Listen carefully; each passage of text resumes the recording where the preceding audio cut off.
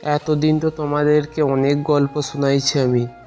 আজকে কিছু গল্প আমার নিজের জীবন থেকে তোমাদেরকে শোনাবো। গল্প শুরু করা যাক।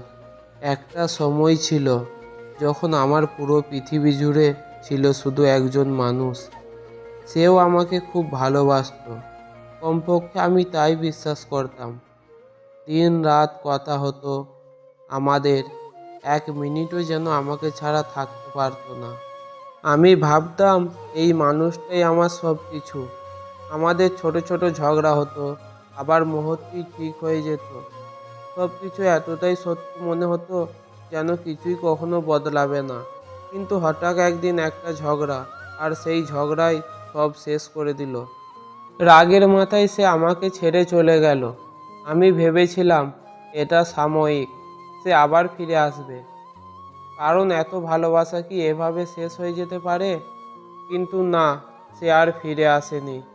আমি অনেক চেষ্টা করেছি, বারবার ফোন করেছি, মেসেজ করেছি, সব কিছু আগের মতো করে নেওয়ার জন্য অনুরোধ করেছি, কিন্তু প্রতিবারই সে আমাকে অপমান করেছে, আমাকে ছোট করেছে। আজ আবার আমি ওকে ফোন করেছিলাম, শুধু একটা কথার জন্য, সব কিছু কি আবার আগের মতো করা যায় না? কিন্তু সে আবার হাসলো আর বলল, আয়নায় নিজের মুখটা দেখেছিস? আমি ভুল করে তোর সাথে প্রেম করেছিলাম। সেই দিন আমি চুপ হয়ে গিয়েছিলাম। কিছু কথা এতটাই কষ্ট দেয় যে আর কোনো উত্তর দিতে ইচ্ছে করে না। আজ আমি বুঝেছি, আমি ভুল মানুষকে খুব বেশি ভালোবেসেছিলাম। কারণ যে মানুষ সত্য ভালোবাসে সে কখনো অপমান করে না, সে কখনো কাউকে ভেঙে দেয় না। আজও আমার কষ্ট হয়, আজও তাকে মনে পড়ে, কিন্তু আমি ধীরে ধীরে শিখছি নিজেকে ভালোবাসতে।